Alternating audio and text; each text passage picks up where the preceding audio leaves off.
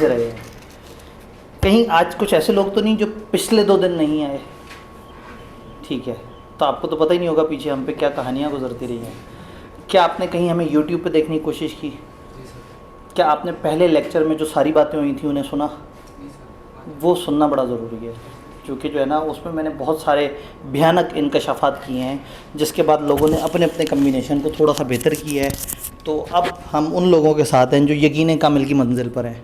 जो कल आए थे वो कौन लोग हैं जो कल आए थे और जाके फिर वीडियोस देखी, फिर आपने वो वाली वीडियो देखी पहली वाली, समझ आया कि इस वक्त हुआ क्या है?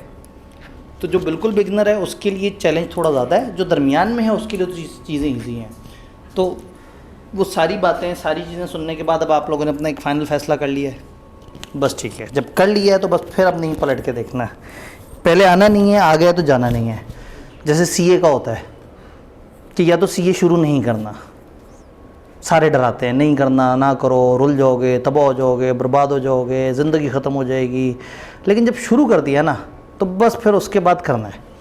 तो या तो आने से पहले सोचना है, और अगर सोच लिया है तो फिर जाने का नहीं सोचना, फिर आगे बढ़ते रहने का सोचना है। कल हम लोगों ने की थी ओरिएंटेशन, बड़ी मज़ेदार सी।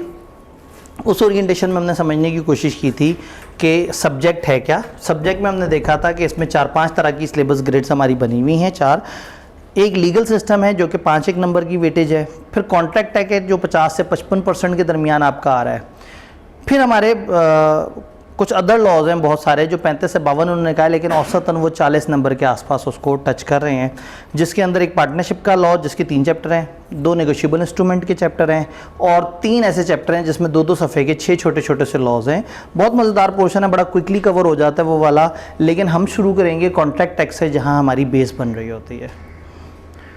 तो कल की जो हमारी डिस्कशन थी उसमें से जो हासिल था वो ये था कि अल्टीमेटली एक रजिस्टर आपके पास होना चाहिए, और हर दिन जो मैं लेक्चर में आपको कराऊँ वो फिर आपने घर जाके उसे लिखना है और फिर अपने लिखे हुए रजिस्टर से याद करना है। डन? तो कोई सवाल गुज़िश्ता दिन के लेक्चर से रिलेटेड या कोई कन्फ्यूजन उससे पीछे, अगर आपने ऑनलाइन कोई पहले 2 दिन की डिस्कशन देखी है, कोई कन्फ्यूजन कोई परेशानी?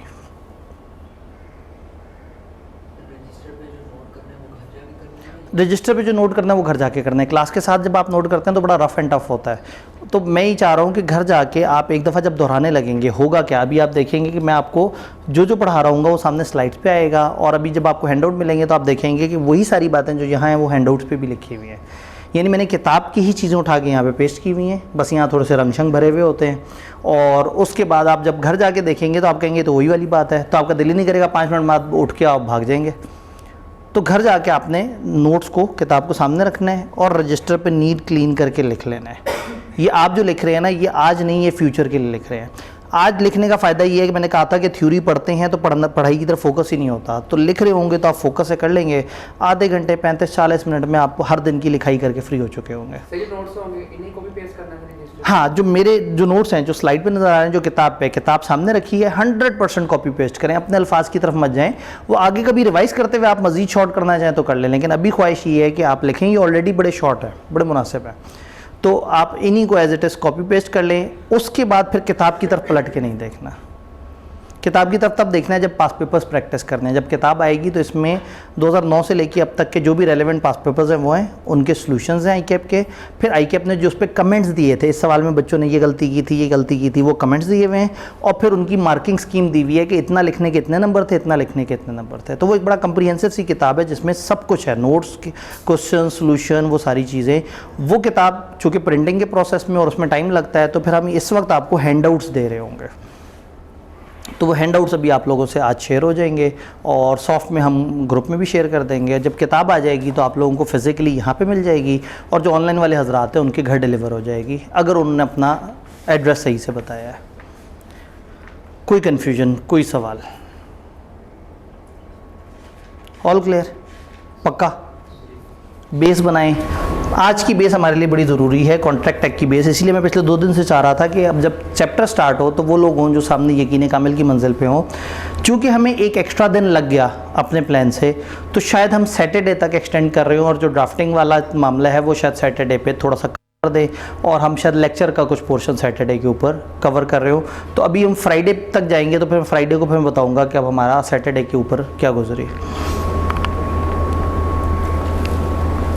4-5 लफ्ज़ हैं जिनके ऊपर डिबेट है। Offer, acceptance, promise, agreement, contract. Contract tag तक पहुंचने के लिए ये सारे अल्फाज का हमें पता होना चाहिए। जो चैप्टर 2 है ये ऑफ़र और एक्सेप्टेंस को समझा रहा है, लेकिन हमें समझना होगा कि कहानी क्या है। कॉन्ट्रैक्ट एक्ट का बेसिक मकसद क्या है? कॉन्ट्रैक्ट एक्ट का पूरा नाम है कॉन्ट्रैक्ट एक्ट 1872। आज 2024 है, तो ये कितने साल पुराना है? 150 साल पुराना।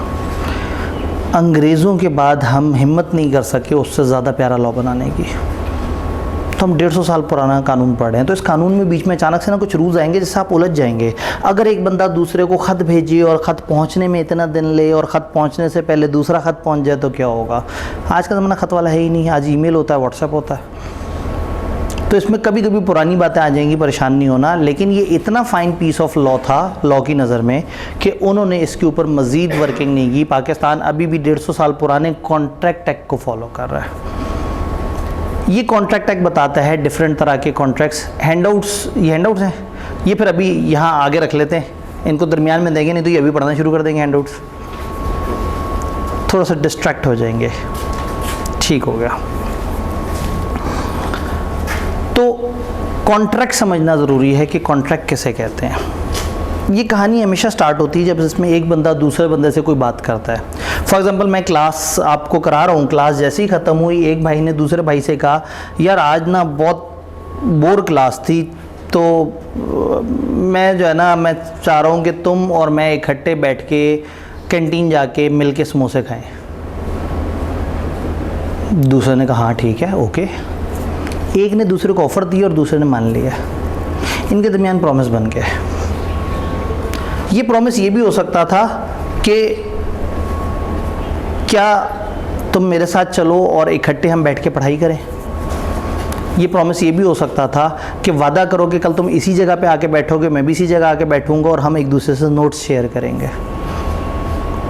और वादा ये भी हो सकता है कि अगर तुम मुझे 100 रुपये दो तो मैं तुम्हें 1 किलो सेब दे दूँगा।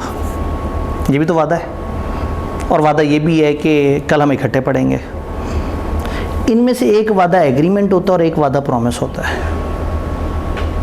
आप कहेंगे सर ये तो एक जैसे अल्फाज हैं, प्रॉमिस का मतलब भी वादा और एग्रीमेंट का भी मतलब वादा, लेकिन दोनों वादों में फ़र्क है। मैं दोबारा बताता हूँ। एक ने दूसरे से कहा कल भी हम इकट्ठे ही बैठ के पढ़ेंगे, और एक जगह एक बंदे ने दूसरे से कहा अगर 100 रुपये दोगे तो मैं तुम्हें 1 किलो सेब दूँगा। दोनों वादों में फ़र्क क्या है? पहले वाला प्रॉमिस है, दूसरा एग्रीमेंट है। क्यों? मतलब इसमें आपको मोटा मोटा डिफरेंस क्या नज़र आ रहा है? दोनों में कोई मतलब एक जगह फ्री की बात हो गई है, आओ इकट्ठे पढ़ेंगे, लाइब्रेरी चलेंगे, बैठेंगे, यानी कि कोई कमर्शियल बात नहीं हो रही। और एक तरफ एक बंदे दूसरे से कहा 100 रुपये सेब। अब ये सेब, 100 रुपये, गुड्स, कैश, सर्विसेज, कमर्शियल बात है।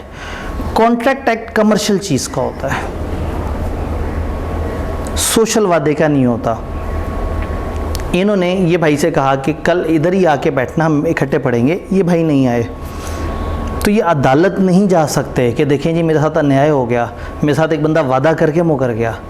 इनको कानूनी हक नहीं है, क्योंकि ये कमर्शियल एग्रीमेंट नहीं था, ये सोशल एग्रीमेंट था।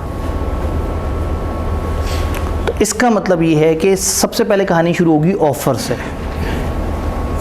मिस्टर ए ने मिस्टर बी से कहा कि अगर मैं आपको 100 रुपये दूँ तो क्या आप मुझे 1 किलो सेब देंगे? ये ऑफ़र है।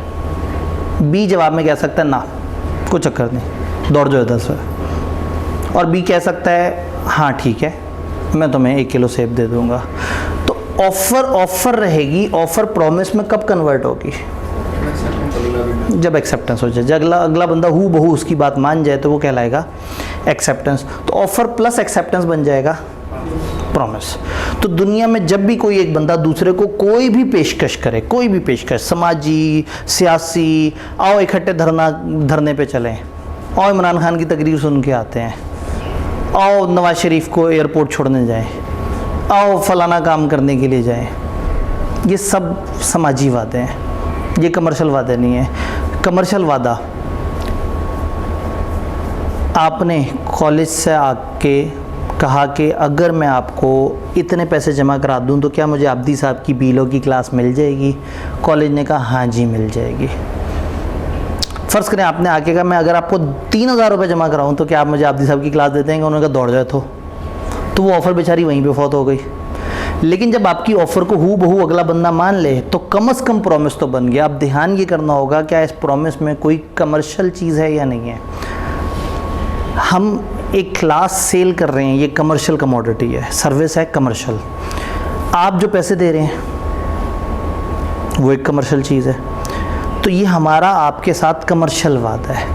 इसका मतलब है ये वाले वादे को हम एग्रीमेंट कहेंगे। लेकिन वही वाली बात कि अगर आपने अपने दोस्त को ऑफ़र दी है कि कल मेरे साथ लाइब्रेरी में क्या तुम इकट्ठे चलोगे पढ़ने के लिए, अगर वो माना ही नहीं तो ऑफ़र ही ख़त्म। अगर वो मान गया तो इसका मतलब है ऑफ़र प्लस एक्सेप्टेंस क्या बन गया? प्रॉमिस। तो मैं ये कह सकता हूँ promise plus commercial thing is equal to agreement. Promise में कुछ कमर्शियल ऐड कर दें, कोई कमर्शियल चीज़ ऐड कर दें तो वो बन जाएगा एग्रीमेंट। लॉ ने इसके लिए जो वर्ड इस्तेमाल किया वो है कंसिडरेशन। अगर एक प्रॉमिस में कंसिडरेशन मौजूद होगी ना, कोई वजह मौजूद होगी, कमर्शियल वजह मौजूद होगी, तो उस प्रॉमिस को क्या कहेंगे? एग्रीमेंट। तो हम एग्रीमेंट तक का सफ़र कर चुके हुए हैं। क्या ऑफ़र समझ आई? जब एक बंदा दूसरे से कहता है मैं चाहता हूँ, क्या तुम भी ऐसे चाहते हो? ये पेशकश है। एक्सेप्टेंस, उसने कहा हाँ जो तुमने कहा मुझे कबूल है। अगर वो एतराज़ करेगा तो एक्सेप्टेंस नहीं है। वो अपनी शर्त रख दे तो वो एक उसकी तरफ से ऑफ़र आ गई। अब आपने सोचना आपने एक्सेप्ट करना है नहीं करना। तो ऑफ़र प्लस एक्सेप्टेंस से बन गया प्रॉमिस, और वो प्रॉमिस जिसमें कंसिडरेशन ऐड हो वो बन जाता है। यहाँ तक बात क्लियर है? कोई परेशानी की बात तो नहीं? ठीक है। ए ने बी से कहा कि मैं अगर तुम्हें 100 रुपये दूँ तो क्या तुम मुझे 1 किलो सेब दोगे? बी मान गया। ए ने बी को 100 रुपये दिए, बी ने सेब नहीं दिए। ए के साथ धोखा हो गया। ए कहाँ जाए? अदालत। अदालत जाके उनसे कहे कि मेरे साथ धोखा हो गया, एक बंदे ने मेरे से 100 रुपये लिए लेकिन उसने मुझे सेब नहीं दिए। अदालत कहेगी कोई गवाह है तुम्हारे पास? कहेगा नहीं, गवाह तो कोई नहीं है। कोई लिखत पढ़त साइन शाइन हुआ था, कोई स्टाम्प पेपर? कहा नहीं। उन्होंने कहा जब तुमने मामले को कानूनी शक्ल दी ही नहीं तो मैं कानून की अथॉरिटी हूँ, मैं तुम्हारी मदद कैसे करूँ? जो तुम्हारी बेवकूफ़ी है कि तुमने उसमें कानूनी वो ऐड नहीं किया। तुम उसमें कानूनी एलिमेंट ऐड कर लेते, तुम कोई 1-2 गवाह सामने कर लेते ताकि वो आके बयान दे देते और मैं तुम्हारे लिए एक्शन ले लेती। या कम से कम कागज़ पे उस बंदे ने साइन किया हो, कोई स्टाम्प पेपर हो, कोई वीडियो बनी हो, कोई एविडेंस तो हो। इसका मतलब है तुम्हारा जो एग्रीमेंट है इसमें लीगल बाइंडिंग नहीं है। लीगल बाइंडिंग कहते हैं जब आप एग्रीमेंट को इस तरह की शक्ल दे दें कि कानूनी तौर पे वो वाजिब हो जाए। जब उसमें कोई गड़बड़ करेगा तो फिर कानून उसे छोड़ेगा नहीं। ये कैसे ऐड होती है? ये गवाहों से ऐड होती है। ये कैसे ऐड होती है? ये लिखने से ऐड होती है, ये साइन करने से ऐड होती है, ये स्टैम्प पेपर पे एग्रीमेंट करने से ऐड होती है। तो अगर आपका एक हॉस्टल के साथ एक वादा हुआ है, एक हॉस्टल ने कहा हम आपको जगह देंगे, आपने उसको पैसे दिए, उसने आपको जगह दी हुई है, फ़र्ज़ करें वो आपको 10 दिन पहले निकाल देते हैं हॉस्टल से, तो आप अगर अदालत के पास जाएंगे तो you must have something in writing. अगर नहीं है तो आपने एग्रीमेंट किया था, कॉन्ट्रैक्ट नहीं किया था। एक वादा है और एक मुआहदा है। तो कॉन्ट्रैक्ट है, मुआहदा। तो contract act is all about, हम मुआहदे की बात कर रहे हैं। मुआहदा वो है जिसमें ऑफ़र भी है, एक्सेप्टेंस भी है, कंसिडरेशन भी है और लीगल बाइंडिंग भी है। Offer plus acceptance is equal to promise plus consideration is equal to agreement plus legal binding is equal to contract. तो ऐसा एग्रीमेंट जिसमें कानूनी बंधन हो, कानूनी तौर पे आप बाउंड हो, एक दूसरे के साथ जकड़े हुए हों, कानूनी तौर पे आपको वाजिब हो कि आप उसे फॉलो करें, तो वो वाला एग्रीमेंट कॉन्ट्रैक्ट कहलाएगा। क्या ये बात समझ आ रही है? पक्की बात है। किताब से पूछने की कोशिश करते हैं कि ये चीज़ें क्या हैं और किस तरह से। ये प्रपोजल है, अभी हम इस पे बात नहीं कर रहे। ऑफर का एक दूसरा नाम प्रपोजल भी होता है, फिलहाल इसको साइड पे कर देते हैं। Promise, when the person to whom the proposal यानी कि ऑफर इज मेड, जब वो शख्स जिसको प्रपोजल दिया जाता है signifies his assent. Assent consent का छोटा भाई, कॉन्सेंट सादा इंग्लिश ज़बान का लफ्ज़ है, कानून अक्सर उसको एसेंट बोल देता है। जब वो शख्स जिसके साथ ऑफर दी गई है वो सिग्निफाई कर दे अपनी रजामंदी, the proposal is said to be, कहा जाएगा कि प्रपोजल हो गया है accept. A proposal when accepted becomes a promise. जब एक बंदे ने दूसरे को प्रपोजल दिया और दूसरे ने उसका प्रपोजल मान लिया तो इन दोनों के दरमियान बन गया promise. When person whom proposal is made signifies, तस्दीक कर देता है इस रजामंदी, the proposal is said to be accepted. और प्रपोजल जब एक्सेप्ट हो जाता है क्या बन जाता है? Promise. Person making the proposal is called promisor या ऑफरर। जो ऑफर दे रहा है वो ऑफरर भी कहला सकता है और अगर प्रॉमिस बन गया तो क्या कहलाएगा? प्रॉमिसर। और जिसको वो ऑफर दे रहा है, अक्सर आपने देखा होगा सब्जेक्ट और ऑब्जेक्ट में OR या डबल ई होता है।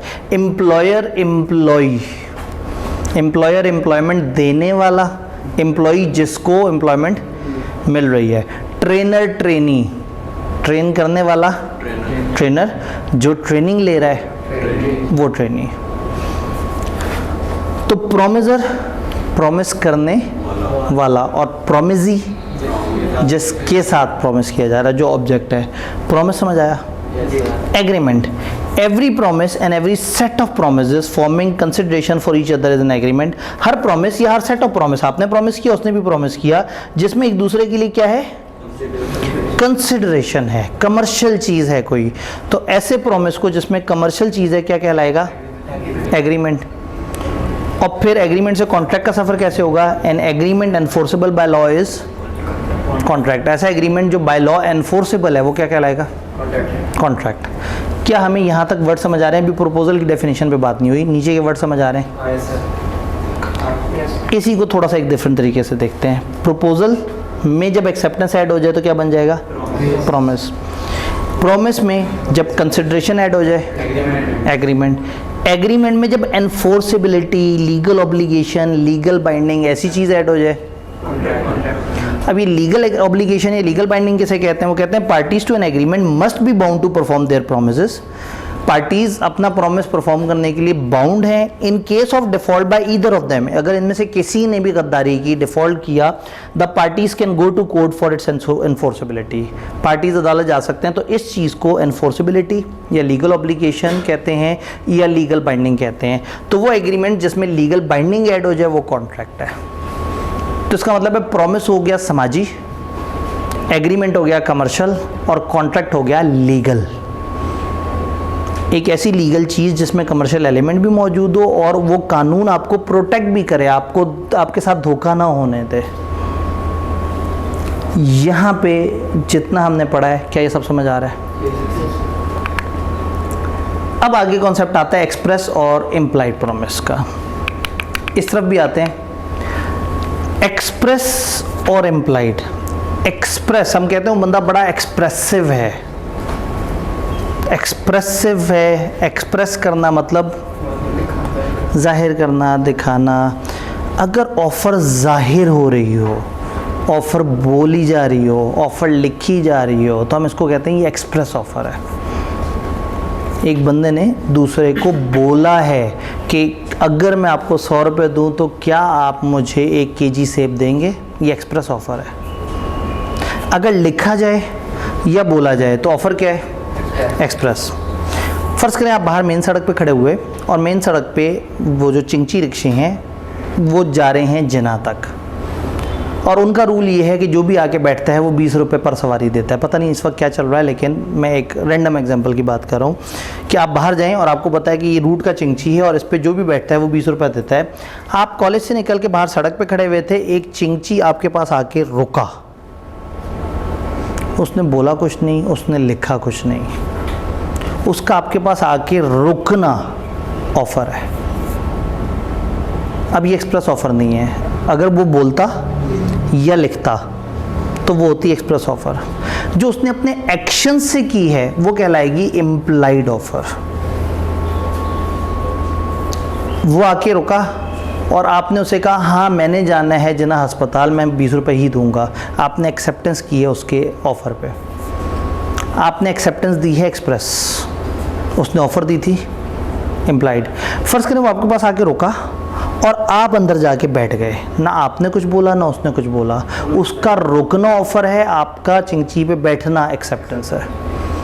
तो इस वक्त ये जो प्रॉमिस बना है ये एक्सप्रेस नहीं है, ये इम्प्लाइड बन चुका है। अगर एक भी चीज़ इम्प्लाइड होगी तो ओवरऑल हम कह देंगे कि हाँ भाई ये इम्प्लाइड हो गया काम। तो एक्सप्रेस और इम्प्लाइड में फ़र्क समझ आ रहा है।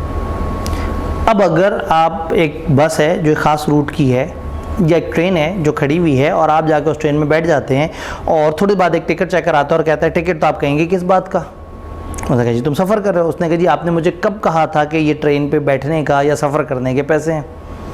कहेंगे भाई ये स्टेशन पे खड़ी हुई थी, बाहर हमारे रेट लिस्ट लगी हुई थी, हमारे टिकट ऑफिस मौजूद थे और सबको पता है कि जो ट्रेन पे बैठता है वो पैसे दे के बैठता है। तो ट्रेन वहाँ खड़ी हुई थी, वो ऑफ़र दे रही थी कि आ जाओ और सफ़र कर लो। तो आपने जब आके ट्रेन में सवार हुए तो आपने एक्सेप्ट कर लिया था हमारा तुम्हारा आपस का एग्रीमेंट। और मज़े की बात है कि ये एग्रीमेंट भी नहीं है, कॉन्ट्रैक्ट है, चूँकि हम एक कानूनी तरीके से चीज़ लेके चल रहे हैं। अब अपना आपको पकड़ लिया है कानूनी तौर पे, या आप पैसे दें या हम अदालत ले जाके आपसे जुर्माना लेंगे। तो जो एक्शन से है वो इम्प्लाइड है और जो एक्सप्रेस है बोल के है। कॉलेज ने बाहर लिख के लगाया हुआ है 22,000 रुपये आप पे करें और आबदी साहब की बीलो की क्लास में आ जाए। ये एक्सप्रेस ऑफ़र है। आपने बाहर पढ़ा, आप अंदर आए, एक फॉर्म पकड़ा, फॉर्म पे चीज़ें लिखी, अकाउंट्स ऑफिस में जाके 22,000 जमा कराया, उसकी रसीद इनके हवाले की और चलते बने। आपने एक्सेप्टेंस दे दी है, आपने ओके कर दिया है, लेकिन आपने लिख के ओके किया है। इसका मतलब क्या है? आपने एक्सप्रेस एक्सेप्टेंस दी है। तो कॉलेज ने भी लिख के ऑफ़र की थी और आपने लिख के एक्सेप्टेंस दी है। फ़र्ज़ करें आपने बाहर कॉलेज का बोर्ड देखा, उस पर लिखा था 22,000 में क्लास मिलेगी। आप सीधा चलते हुए आए और क्लास में बैठना शुरू हो गए और 8-10 दिन तक बैठे रहे और क्लास लेते रहे। तो एक दिन एक नुमाइंदा आया, उसने कहा भाईजान आपका CRN क्या है, आपका नाम रिकॉर्ड में नहीं आ रहा हमारे पास। हमने कहा क्यों, रिकॉर्ड में आना क्यों ज़रूरी है? उन्होंने कहा आप क्लास ले रहे हैं, इसके पैसे होते हैं। उसने कहा लेकिन मैंने कब कहा कि मैंने ये क्लास ख़रीदनी है? तो कॉलेज वाले क्या कहेंगे कि आप 8 दिन से इस क्लास में अगर आके मौजूद हैं, बैठे हुए हैं, तो आपका डेली आके बैठना किस चीज़ का सबूत है? मैं तो बाहर से गुजर रहा था, मुझे गर्मी लग रही थी, इस कमरे में AC चल रहा था, मैं आके बैठ गया, मज़ेदार सा माहौल है। अब बीलों पे वैसी आफत आई हुई है, बच्चे थोड़े से हैं तो AC भी बड़ी अच्छी कूलिंग कर रहा है। आज बड़े अरसे बाद इस कमरे में एंटर होते हुए ठंडा सा फील हुआ, वरना तो इधर तो जितने मर्जी AC चला लो मसला पड़ा हुआ होता है। तो ये बीलों पे ना कोई ख़ास कर्म किया है ICAP ने, और कोई पता नहीं अगर अचानक से ICAP ने ये कह दिया ना कि वो नया पेपर ग्रुप A पास होने पे वो होगा, तो जो सारे छोड़ के गए वो पलट के वापस आ रहे होंगे यार ग्रुप A पास करना है। तो जो है ना वो इस वक्त ये बेचारा सब्जेक्ट अनसर्टेनिटी में है। तो वो बच्चा आगे इसलिए बैठा कि बच्चे मुनासिब से बैठे हुए थे, वो आके बैठ गया और वो ठंडक एंजॉय कर रहा था। लेकिन कानूनी तौर पर अब हम उसे पकड़ के अदालत ले जा सकते हैं कि इसने 8 दिन तक वो हरकत की जो हमारी नज़र में एडमिशन है। ये 8 दिन से हमारी सर्विसेज कंज्यूम कर रहा है, 8 दिन से हमारा लेक्चर अटेंड कर रहा है, 8 दिन से हमारी क्लास में बैठा हुआ है। तो ऐसे में हमारे मुताबिक इसने एडमिशन ले ली है, अब कम से कम 8 दिन के इसने पैसे देने हैं। तो कानूनी तौर पे कॉलेज राइट रखता है। तो इसका मतलब है कि ऑफ़र हो या एक्सेप्टेंस हो, वो बोल के भी हो सकती है, लिख के भी हो सकती है और एक्शन से भी हो सकती है। तो क्या मैं आप लोगों से कोई 2-3 एग्जांपल्स पूछ सकता हूँ जिसमें एक्शंस से ऑफ़र हो रही हो या एक्शंस से एक्सेप्टेंस हो रही हो? कोई एग्जांपल आपके जहन में जिसमें एक बंदे के एक्शन को देख के लगे हाँ इसने ऑफ़र किया है?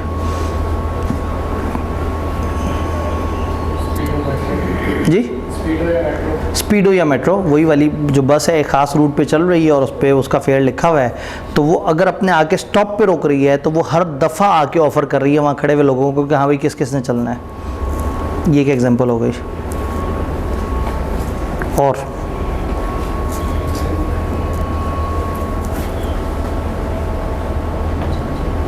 सोचें, टेलीफोन बूथ जो होते हैं जिस पे कॉल मिलाई जाती है पैसे डालने, टेलीफोन बूथ जिस पे कॉल मिलाई जाती है, आप वहाँ पे गए और आपने वहाँ जाके उसको उठाया और अपनी जेब से कॉइन उठा के अंदर डाला, तो टेक्निकली आपने उनको एक तरह से ऑफ़र कर दी अपने एक्शन से कि हमें मैं इतने पैसे डाल के कॉल मिलाने लगा हूँ।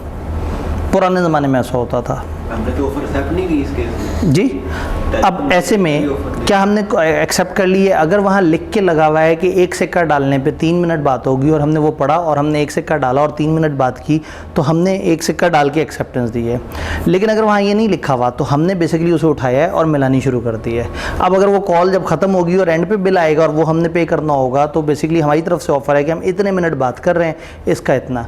यानी इसका मतलब है कि जो इनिशिएट कर रहा है पहले एक्शन वो ऑफ़र दे रहा है और दूसरा फिर उसके मुताबिक। तो ये टेलीफोन वाले के केस में चूँकि वो पहले से एक लिस्ट लगी हुई होती है, उस पर रेट लगे हुए होते हैं, तो इसलिए समझा जाता है कि वो ऑलरेडी ऑफ़र करके बैठे हुए हैं। और कोई ऑक्शंस में जब एक पूरा माहौल बना हुआ है, लोग इकट्ठे हैं, आप वहाँ पे जाके बैठते हैं, तो आपको समझ आता है कि हाँ यहाँ चीज़ें इस तरह से चल रही हैं। और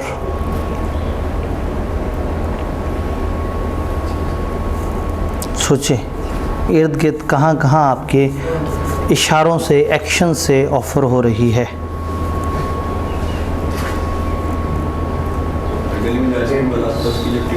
जी, गली में जो आइसक्रीम वाला आता है उसकी जो आइसक्रीम की जो सायरन है, तो भाई ने अच्छी वो की। हम जब कल के लेक्चर में एंटर होंगे तो हम एक चीज़ देखेंगे कि एक ऑफ़र होती है और एक इनविटेशन टू ऑफ़र होती है। ये इनविटेशन है कि वो लोगों को राग़िब कर रहा है, आओ, और फिर लोग आके कहेंगे फ़ीस्ट कितने की देनी है या ये वाली आइसक्रीम कितने की देनी है। तो अभी तक चूँकि हमने ज़्यादा आगे नहीं पढ़ा तो फ़िलहाल हम इसको ऑफ़र मान लेते हैं। वो जो आइसक्रीम वाले की वो जो आवाज़ आ रही है, वो आवाज़, अब वो बोल नहीं रहा, एक सायरन बज रहा है, उस सायरन से समझ आ गया। तो छोटे छोटे बच्चे जो है ना फ़ौरन से बाहर निकल आए वालिदैन से पॉकेट मनी लेके कि अब हम आइसक्रीम लेंगे। हाँ जी, क्या हमें एक्सप्रेस और इम्प्लाइड समझ आया? किताब से पूछते हैं कि किताब की नज़र में एक्सप्रेस और इम्प्लाइड क्या है।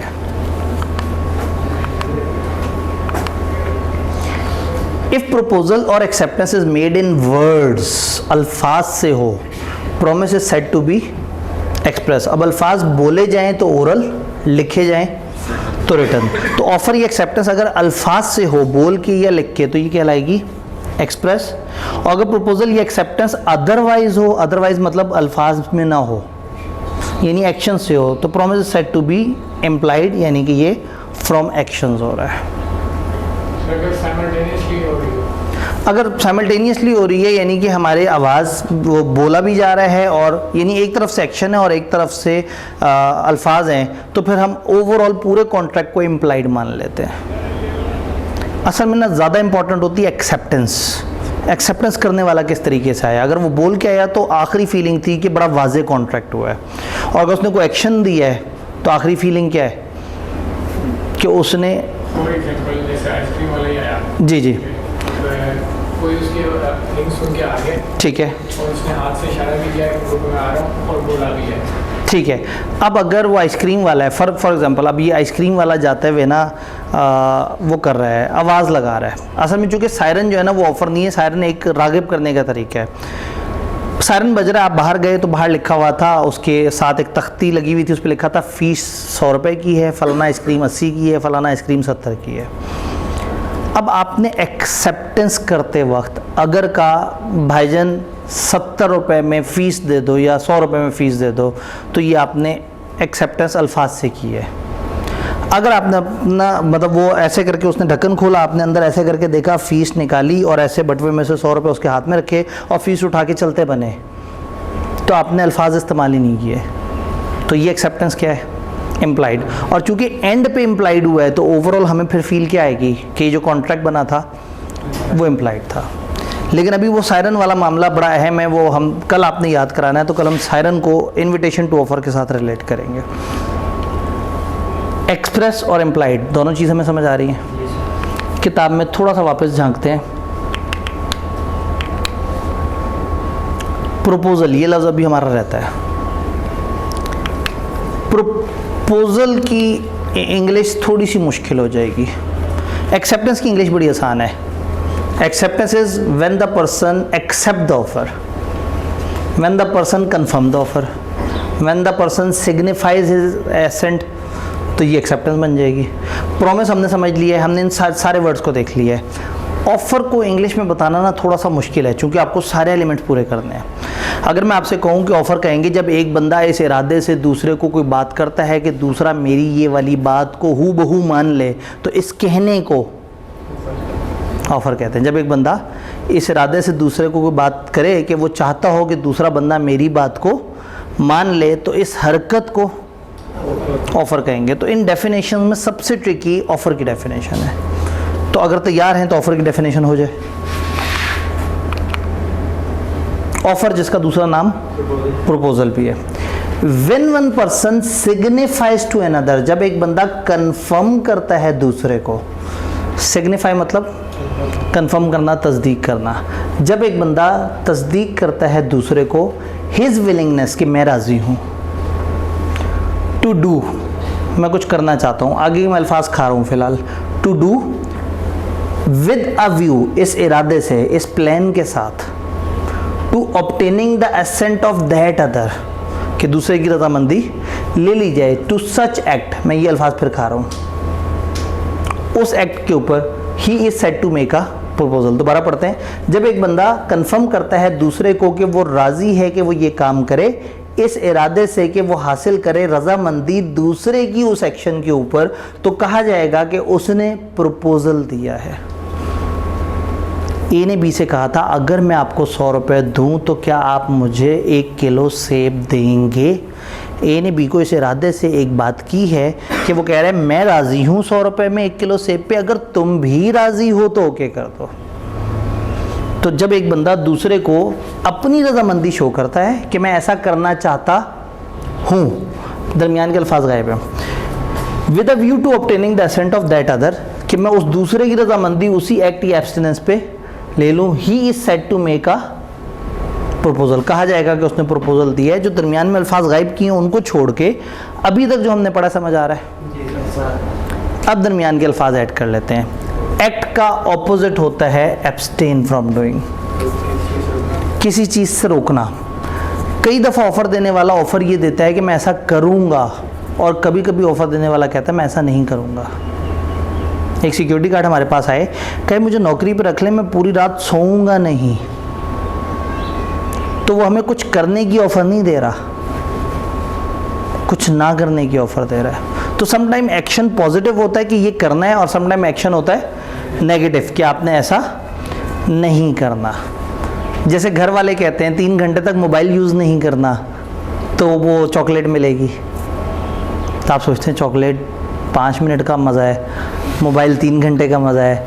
चॉकलेट से खामखा कोई चीज़ पेट में चली जाएगी, ये आराम से आँखों का ज़िया है, दिमाग का ज़िया है, हम ये 3 घंटे लगाएं।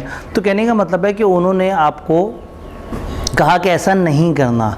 तो समटाइम ऑफ़र होती है ऐसा करना है, और समटाइम ऑफ़र होती है ऐसा नहीं करना। तो एक्ट का ऑपोजिट है एब्सटेन फ्रॉम डूइंग। जब एक बंदा दूसरे से कहता है मैं ऐसा करूँगा या मैं ऐसा नहीं करूँगा, तो दूसरे से वो रजामंदी लेना चाहता है उस एक्ट या उस एब्सटिनेंस पे। आप जो करना चाहते हैं आप उस पर रजामंदी ले रहे हैं, या आप जो नहीं करना चाहते आप उस पर। तो सिक्योरिटी गार्ड चाह रहा है कि हम कंफर्म कर दें कि अगर वो नहीं सोएगा तो हम उसे पैसे दे देंगे। तो उसने कहा मैं आके नहीं सोऊंगा, तो क्या आप राज़ी हो इस बात पे कि मैं नहीं सोऊं तो मुझे पैसे दे दोगे। तो हमसे रजामंदी ये ली जा रही है कि अगर वो नहीं सोएगा तो हम उसे पैसे देंगे। तो बेसिकली समझे हमारी अभी तक की सबसे मुश्किल डेफिनेशन। समझ आ जाए तो जाहिर है फिर अब वही वाली बात है कि लॉ में आप खुद से समझ तो सकते हैं। जब हम रूल्स पढ़ रहे हो तो आप अपने अल्फाज में लिख सकते हैं, जैसे पीछे हमने बात की कि एग्रीमेंट को ऐसे कर लें वैसे, लेकिन जब डेफिनेशन आ जाती है तो हम बाउंड हो जाते हैं, हमें फिर किताब के अल्फाज यूज़ करने पड़ते हैं। तो क्या ये सारी बातें समझ आ रही हैं? क्या आप हमें ऑफ़र, एक्सेप्टेंस, फलाना फलाना सारी बात अच्छी तरह से समझ आ चुकी है? कोई कन्फ्यूजन तो नहीं? ये नुकसान होता है छोटी क्लास का, इतनी जल्दी जल्दी सारों को समझ आ जाती है। क्योंकि आज का हमारा टारगेट था हम बेसिक समझें, कॉन्ट्रैक्ट कैसे कहते हैं, इन सारे अल्फाजों से घूम के प्रपोजल की डेफिनेशन तक पहुँचें। कल का हमारा टारगेट होगा प्रपोजल, ऑफ़र। ऑफ़र क्या है, ऑफ़र के अंदर क्या कंपोनेंट है, उसको एग्जांपल्स के साथ देखें। परसों का इंशाल्लाह टारगेट होगा हम एक्सेप्टेंस को समझें, और फिर शायद सैटरडे का टारगेट होगा कि इसके अंदर हम देखें कि इनमें से कौन कब कैसे कैंसिल हो सकता है, किससे पहले क्या कैंसिल होगा, और उसकी टेक्निकल डिस्कशन करें। तो मेरे ख्याल में फिर तो हम आज़ाद हैं। ऐसे हुआ तो फिर तो गड़बड़ हो जाएगी, क्योंकि कल हमने कुछ पढ़ा ही नहीं था। कल तो हमने सिर्फ ओरिएंटेशन की थी। तो इसका मतलब है कि अब इसमें मज़ीद टाइम वो ऐड होगा, यानी कि जब कल आप इकट्ठे होंगे तो आप साथ साथ सवाल पूछ रहे होंगे जो आप पिछले दिन पढ़ के होंगे। अब हम हैंडआउट्स दे सकते हैं। था अगर ये हैंडआउट्स एक मुझे पकड़ा दीजिएगा, मैं ज़रा एक इन्हें बता दूंगा कि ये किस तरह से बने हुए हैं। ठीक है,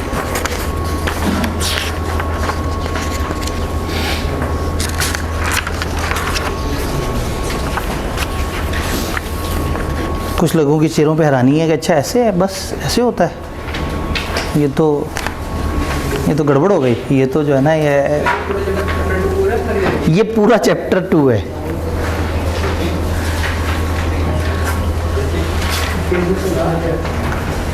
कॉन्ट्रैक्ट एक्ट में तकरीबन 4 ऐसे चैप्टर्स होंगे जो 3 सफ़े से ज़्यादा के हैं, 9 में से। मज़े लगने वाला है।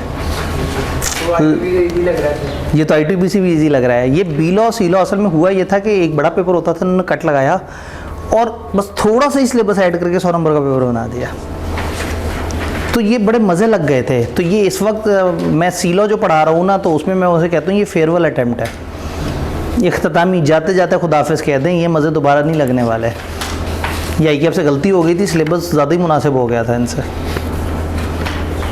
तो अब जब आगे जोड़ेंगे तो यही सारा 50 नंबर के लिए होगा, जो भी 100 नंबर के लिए। तो जाती बहारें हैं, लूट लें। स्टिल इवन उस बड़े पेपर का हाफ देने से बेहतर ये पेपर देना है।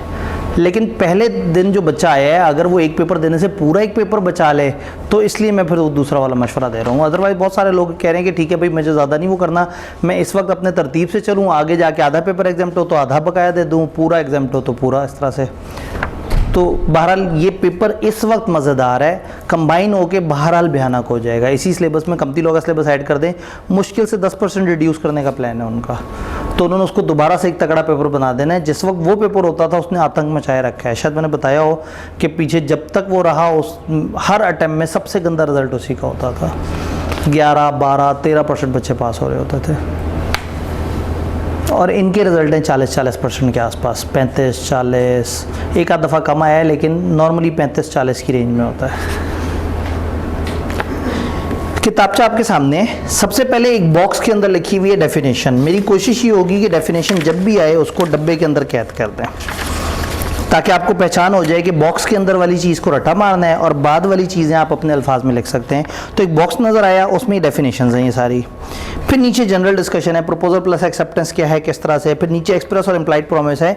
अगर आप गौर से देखें तो अल्फाज वही हैं, इधर बस रंगों के साथ थे, तस्वीरों के साथ थे, चीज़ें यहाँ पर उसी तरह से हैं। तो जब आप घर जाके से ऐसे देखेंगे ना, तो वो तो 5 मिनट में आपको होगा कि ये तो मुझे सब पता है, फिर आप खामखा खेलने कूदने निकल जाएंगे। तो ख्वाहिश ये है कि आपने इसको सामने रखना है और अपने रजिस्टर पे नीट एंड क्लीन करके इसको लिख लेना है, ताकि ज़्यादा ध्यान, आप पढ़ने पे भी ध्यान हो, लिखें। और अल्टीमेटली उसके बाद इस किताब को, सफ़े को नहीं देखना, मतलब ये मेरी किताब का सफ़ा है, जब किताब आएगी तो वो किताब आपके पास मौजूद होगी। अभी फ़ॉन्ट ज़रा ज़्यादा खुला है, जो किताब आएगी वो इस साइज़ की नहीं होगी, वो किताब थोड़े छोटे साइज़ की होगी, जैसे छोटी किताब होती है ना, उस तरह से करके। इसके एक ज़माने में मैंने पॉकेट नोट्स बनाए हुए होते थे, 100 सफ़े के ना, वो पॉकेट साइज़ के नोट्स होते थे। वो जेब में बंदा रख के बाइक पे जा रहा है, सिग्नल बंद है 1.5 मिनट के लिए, जेब से निकाला, एक चैप्टर रिवाइज़ कर लिया। तो वो बड़ी मज़े की चीज़ थी। लेकिन ना वो फिर बच्चों ने फिर बहुत ही लाइट ले लिया था। मुझे पब्लिशर ने और बाकी लोगों ने कहा था जी इसको आप बंद कर दें, बच्चे जो है ना वो, और फिर वो IKF के बाहर से पाए गए, IKF के वॉशरूम्स में पाए गए। वो बिल्कुल छोटे से होते थे, जेब में रख के जनाब लोग पहुँचे हुए होते थे। तो ये इतना छोटा पेपर है कि मेरा दिल करता है कि बस लोगों के हाथ में ना नन्ही मुन्नी सी, उसको हम लॉ की जंतरी कहते थे, तो छोटी सी जंतरी हो, बस उसी को उठा के लेके चल रहे हो। तो खैर ये पेज पे नीचे जो बातें हैं वो जनरल हैं, और अगले पेज के स्टार्ट पे प्रपोजल या ऑफ़र की डेफिनेशन फिर से है। तो आपको खुशी होगी उसे देख के, कह रहे ये तो मुझे पहले से ही आता है। तो इसका मतलब है आपने सवा सफ़ा पढ़ लिया आज।